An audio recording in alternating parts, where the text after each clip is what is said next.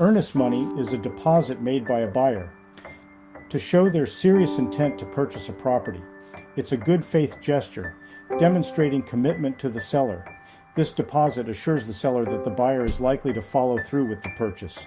The earnest money is typically held in an escrow account until closing.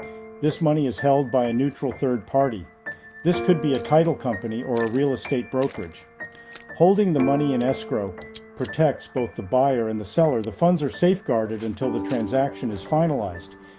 Think of earnest money as a promise. It shows the seller you're serious about buying their home. It gives them confidence in your offer. It compensates them for taking the property off the market. The amount of earnest money can vary. It typically ranges from 1% to 3% of the purchase price. In competitive markets, it could be higher. The local real estate market plays a significant role. Several factors influence the amount. Market conditions are a primary factor. The specific agreement between buyer and seller matters too. Negotiation between both parties is common. A higher earnest money deposit can make an offer more attractive. In a multiple offer situation, it can give a buyer an edge. A lower deposit might be negotiated for properties needing repairs. It depends on the specific circumstances. Purchase agreements often include contingencies. These are conditions that must be met for the sale to proceed. They protect the buyer from unforeseen issues.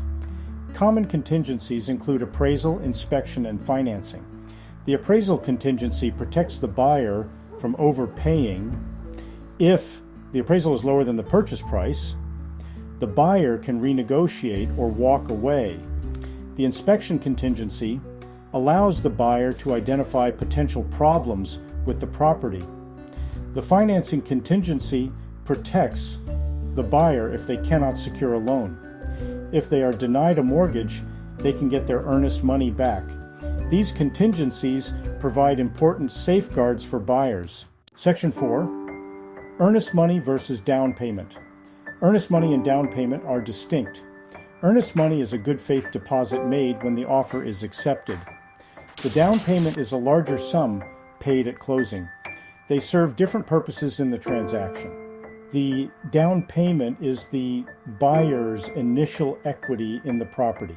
It reduces the loan amount and represents the buyer's investment in the home. A larger down payment can lead to lower interest rates and monthly payments. The earnest money is typically credited towards the down payment or closing costs. It is not an additional cost.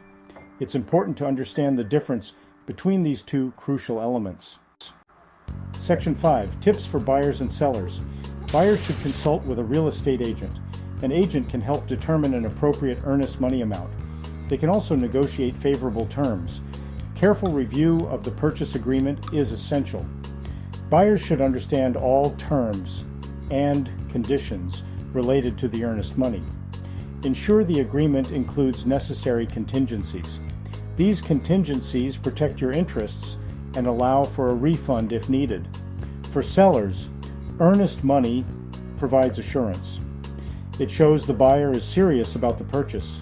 It can also compensate the seller if the buyer backs out without a valid reason. A larger earnest money deposit can make an offer more appealing.